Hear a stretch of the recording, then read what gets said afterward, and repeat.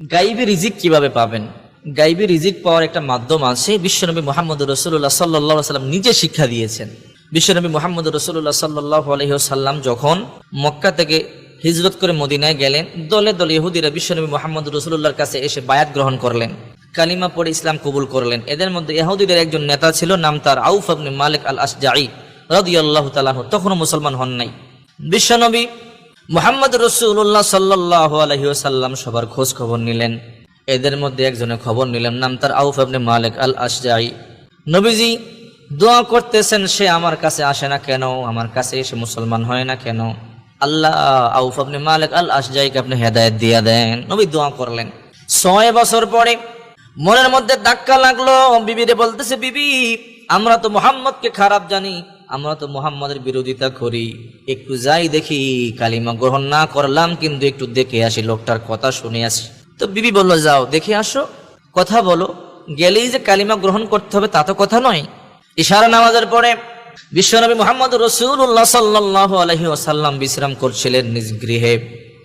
এমনি ঘরের মধ্যে এসে কোরআন আনলো, ঘরের মধ্যে এসে নক করলো। বিশ্বনবী মুহাম্মদ রাসূলুল্লাহ জিজ্ঞাসা করলেন, কে? বলে, আমি আউফ ইবনে মালিক আল আশজাঈ। নবীজি বড় খুশি হলেন, দরজা খুলে দিলেন, বললেন, ভিতরে আসো।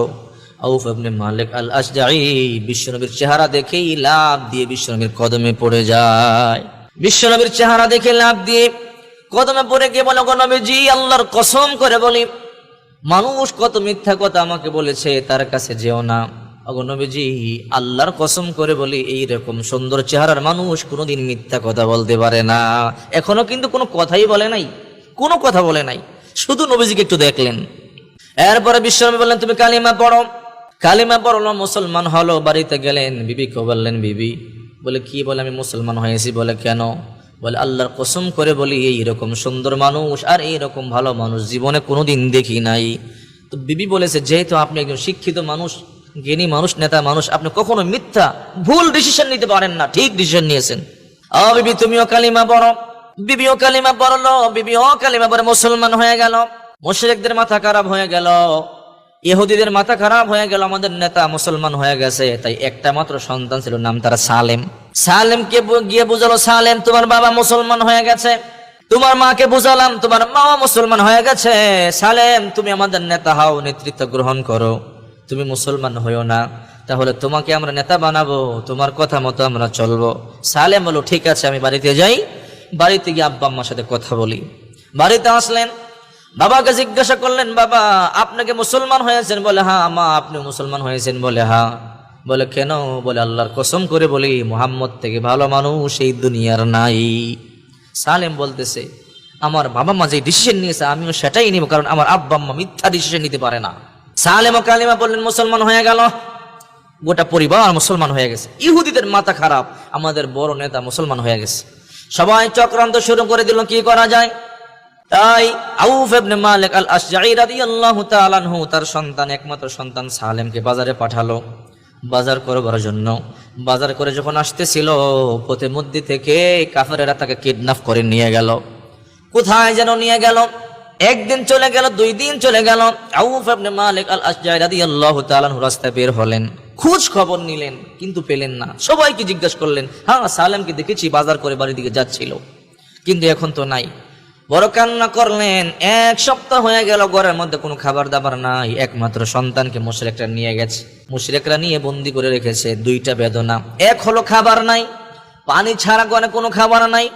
হযরত আউফ ইবনে মালিক আল আশজাঈ এবং তার বিবি না খেয়ে আছেন 1 সপ্তাহ।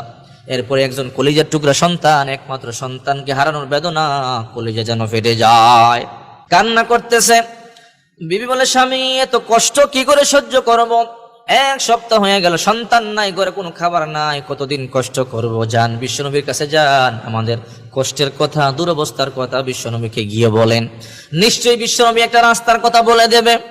আউফ ইবনে মালিক আল আশজাঈ রাদিয়াল্লাহু তাআলা আনহু বুক ভরা বেদনা, চোখ ভরা অশ্রু নিয়ে বিশ্বনবী মুহাম্মদ রাসূলুল্লাহ সাল্লাল্লাহু আলাইহি ওয়াসাল্লামের কাছে আসলেন, নবীকে সালাম দিলেন, চোখ ভরা অশ্রু, বুক ভরা বেদনা।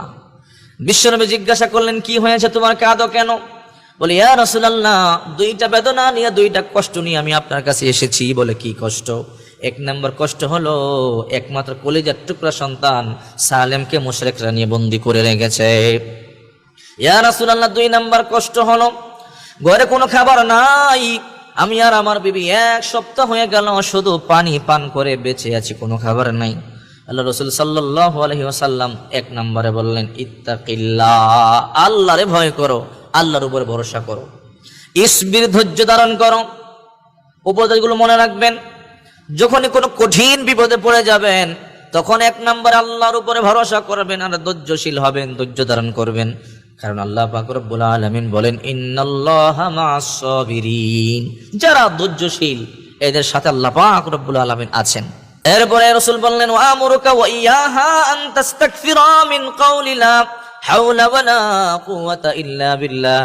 বাড়িতে চলে যাও, তুমি আর তোমার বিবি এই আমলটা বেশি বেশি করো, লা হাওলা ওয়ালা কুওয়াতা ইল্লা বিল্লাহ।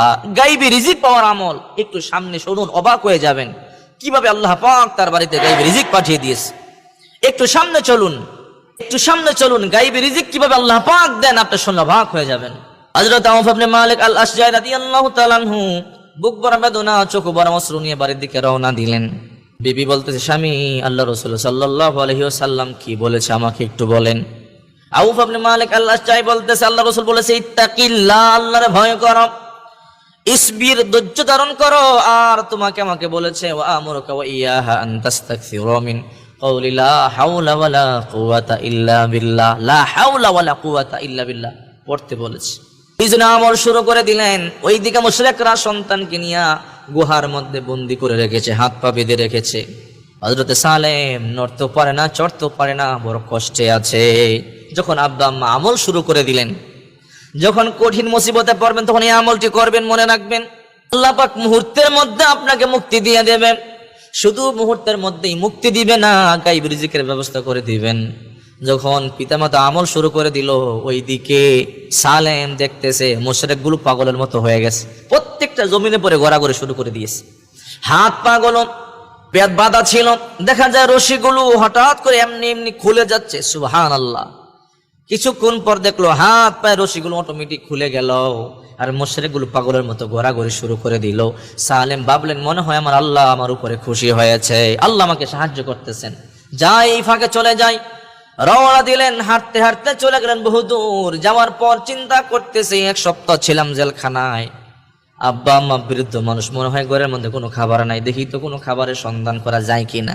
খাদ্য তালাশ শুরু করে দিলেন। একটু সামনে গেলেন, গিয়ে দেখি অন্য একটি রওয়ায়াতে আছে বিশাল বড় ওটের পাল, 100 ওট ছিল। একটি বর্ণনায় বিভিন্ন রকমের এসেছে। হযরত সালেম যখন বকরির পালটিকে দেখলেন, বকরির পালকে বললেন, চল আমার বাড়িতে। শুধু এই কথা বললেন, তার অন্তরে এই কথাটা আল্লাহ জাগ্রত করে দিলেন। 4000 বকরি তার সাথে তার বাড়িতে চলে গেল। বাড়ির দিকে আব্বা আম্মার সাথে দেখা করলেন। আব্বা আম্মা বড় খুশি, তুমি এসেছো, তোমার জন্য দোয়া করতেছিলাম, কিন্তু এই ছাগলগুলো কার? বলে, এই ছাগলগুলো আমি বললাম আমার বাড়িতে চল, সবাই আমার পিছনে পিছনে চলে এলো। বলে, না, এই ছাগল আমাদের হতে পারে না। সবাই দৌড়িয়ে বিশ্বনবী মুহাম্মদ রাসূলুল্লাহর কাছে গেলেন, ইয়া রাসূলুল্লাহ, আপনি আমল শিক্ষা দিয়েছেন, আমরা আমল করেছি, আল্লাহ তাআলা আমাদের সন্তানকে মুক্তি দিয়েছে, কিন্তু আমাদের সন্তানের সাথে 4000 বকরি, একটা বিশাল পাল এসেছে, এগুলো কার আমরা জানি না, এগুলো কি করব? আল্লাহ তাআলা আয়াত নাযিল করে দিলেন, ওয়া মাইয়াত্তাকিল্লাহা ইয়াজআল লাহু মাখরাজা। সূরা তালাকের 2 নম্বর আয়াত। আল্লাহ পাক আয়াত নাযিল করলেন, ওয়া মাইয়াত্তাকিল্লাহা ইয়াজআল লাহু মাখরাজা ওয়া ইয়ারযুকুহু মিন হাইথু লা ইয়াহতাসিব। ওগো নবীজি, ওয়া মাইয়াত্তাকিল্লাহ, যারা আল্লাহর উপরে ভরসা করে, আল্লাহর ভয় পায়, ওয়া ইয়াজআল লাহু মাখরাজা, এদেরকে আল্লাহ তাআলা সমস্ত বিপদ থেকে এদেরকে নিষ্কৃতি দেন। ওয়া ইয়ারযুকুহু মিন হাইথু লা ইয়াহতাসিব, আর ধারণাতীত জায়গা থেকে আল্লাহ তাআলা এদের জন্য রিজিকের ব্যবস্থা করে দেয়। নাযালাত হাযিল আয়াতু আলা আউফ ইবনে মালিক আল আশজাঈ রাদিয়াল্লাহু তাআলা আনহু। এই আয়াতটি হযরত আউফ ইবনে মালিক আল আশজাঈ রাদিয়াল্লাহু তাআলা আনহু শানি নাজিল হন। বিশ্বনবী তখন বললেন, হে দুনিয়াবাসী শোনো, আউফ ইবনে মালিক আল আশজাঈর উপর আল্লাহ পাক বড় খুশি হয়েছেন, ধৈর্য ধারণ করেছেন, আল্লাহর উপরে ভরসা করেছেন, আর আমল করেছেন লা হাওলা ওয়ালা কুওয়াতা ইল্লা বিল্লাহ।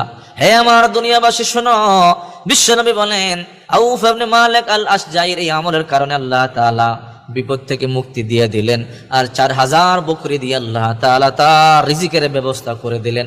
যাও এই বকরিগুলো তোমার, তুমি খেতে পারো, আল্লাহ বলে দিয়েছেন। সুবহানাল্লাহ। এই জন্য বিশ্বনবী বলেন, হে আমার সাহাবীরা, হে আমার উম্মতেরা, যখন কোন মুসিবতের মধ্যে পড়ে যাবে, যখন কোন কঠিন বিপদের মধ্যে পড়ে যাবে, তখন তোমরা ইসবির, আল্লাহর উপরে ধৈর্য ধারণ করবা, ইত্তাকিল্লাহ, আল্লাহকে ভয় করবা, আল্লাহর উপরে ভরসা করবা, লা হাওলা ওয়ালা কুওয়াতা ইল্লা বিল্লাহ বেশি বেশি পড়বা। আল্লাহ পাক আউফ ইবনে মালিক আল আশজাইর মতো তোমাকেও কঠিন বিপদ থেকে হেফাজত করবেন এবং সাথে সাথে গায়বী রিজিকের ব্যবস্থা করে দেবে।